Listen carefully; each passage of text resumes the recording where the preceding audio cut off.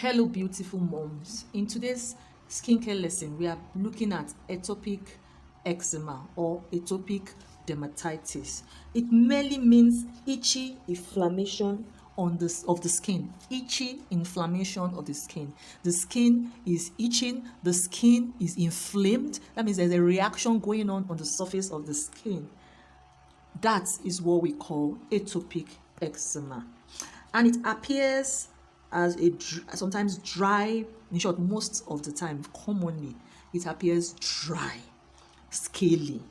See this one, scaly, skin peeling off. You could see rashes in some cases. You could see light patches that are dry. And most commonly, these skin lesions are itchy, okay? Those ones that occur at the back of the knees of children and are always appearing on both sides. Whatever happens on the right hand side is happening on the left hand side of that leg, that back leg especially. It's atopic eczema. Okay, now we also have them as bumps. You can see them bumps. Now, what causes atopic eczema? It's in the genes. It runs in the family. So where there is a family history of allergic reactions such as asthma, allergic rhinitis, where the person is sneezing, itchy eyes, itchy nose, they do in some seasons like that, the person's skin is so sensitive, chances are that that person will have a child that could be prone to atopic eczema. Okay, there are certain things that trigger atopic eczema. Mainly contact and inhalation. Contact with irritants in personal and home care products. Personal care products like body lotion, perfumes, which other one? Creams, soaps, you name it. Personal care products. And it could also be not just contact irritants, but the one they inhale, they breathe in, such as air fresheners, insecticides, air pollutants like smoke from exhausts or smoke from cars. These are all triggers that could cause a flare-up of atopic eczema every now and then.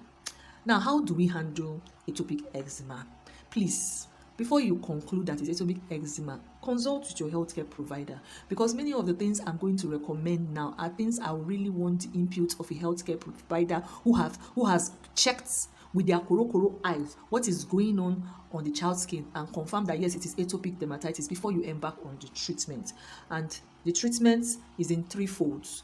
First is to ease the itching and irritation. Now, we use steroidal creams. We've talked about the negative side. We've hammered so much about the negative side of steroidal creams, but it also has positive side. And one of the positive side is tackling atopic eczema or atopic dermatitis. So steroid creams are used, and you can now understand why I want the input of a healthcare provider, because these are not creams you use indiscriminately or you self-medicate on. Then we have antihistamine creams that block the reactions that is causing the atopic eczema flare-up. Then we also use emollients. Emollients are lotions and creams that soften the skin and soothe it also. Of course, it's more like calming the storm, the allergic storm that had flared up. Yes, when you rub emollients, it cools, it calms the storm and brings down and resolves atopic eczema.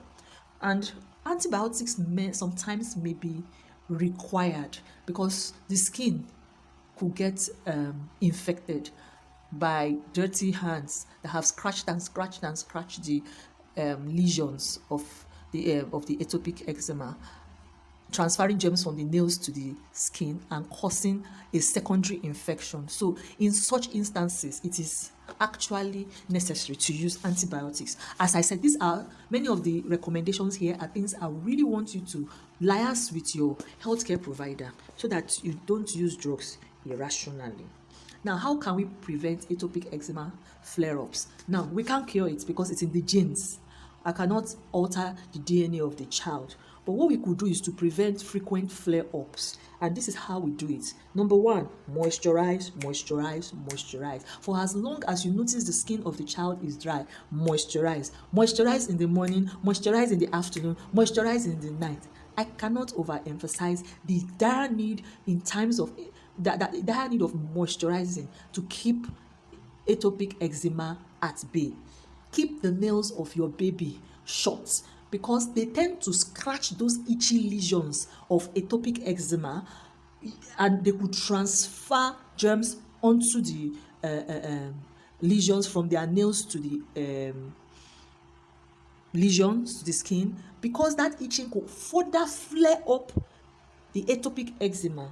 The child's nails should be always kept short. And then use products that have less tendency to cause allergies. So look out for creams that is written there, they wrote it hypoallergenic skincare products. Look out for such because it will also reduce the amount of flare-ups due to contact irritants that may be found in some of those other advanced creams. Okay, so we have come to the end of our lesson on atopic eczema. Thank you for staying till the end. Now I welcome feedbacks, like questions and comments on this topic. Thank you.